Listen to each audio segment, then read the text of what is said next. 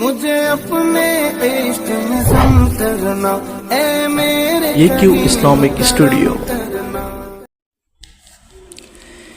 بسم اللہ الرحمن الرحیم۔ حضرت ابو بکر رضی اللہ عنہ پر اللہ کا ڈر۔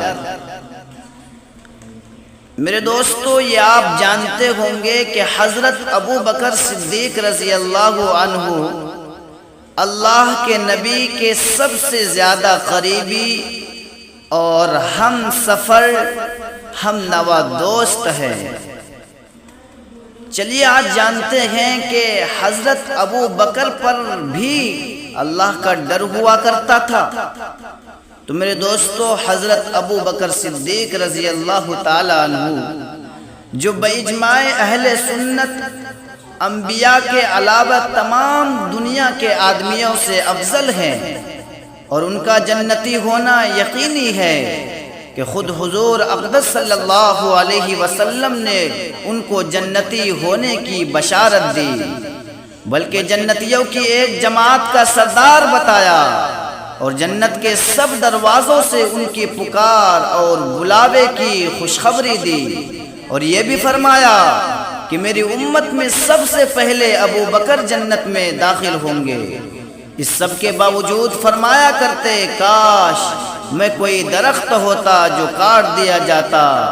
کبھی فرماتے، کاش میں کوئی گھاس ہوتا کہ جانور اس کو کھا لیتے۔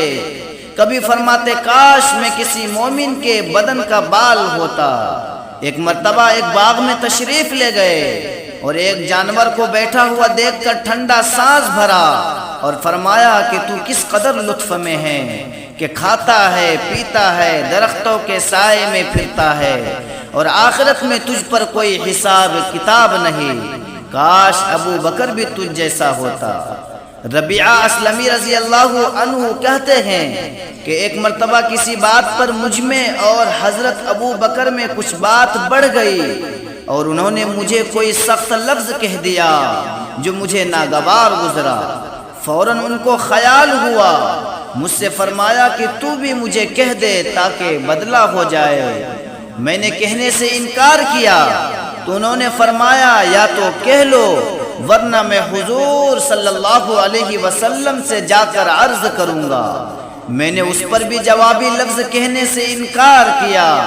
وہ تو اٹھ کر چلے گئے۔ بنو اسلم کے کچھ لوگ آئے اور کہنے لگے کہ یہ بھی اچھی بات ہے کہ خود ہی تو زیادتی کی اور خود ہی الٹی حضور سے شکایت کرے۔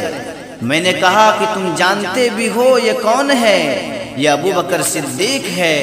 اگر یہ خفا ہو گئے تو اللہ کا لاڈلا رسول مجھ سے خفا ہو جائے گا، اور اس کی خفا سے اللہ تعالی شانو ناراض ہو جائیں گے۔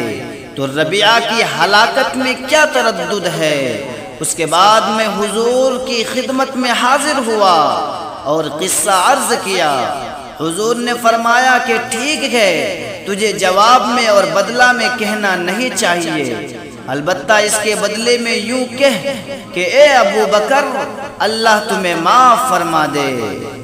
یہ ہے اللہ کا خوف کہ ایک معمولی سے کلمہ میں حضرت ابو بکر صدیق کو بدلہ کا اس قدر فکر اور اہتمام ہوا کہ اول خود درخواست کی اور پھر حضور کے واسطے سے اس کا ارادہ فرمایا کہ ربیعہ رضی اللہ عنہ بدلہ لے لیں۔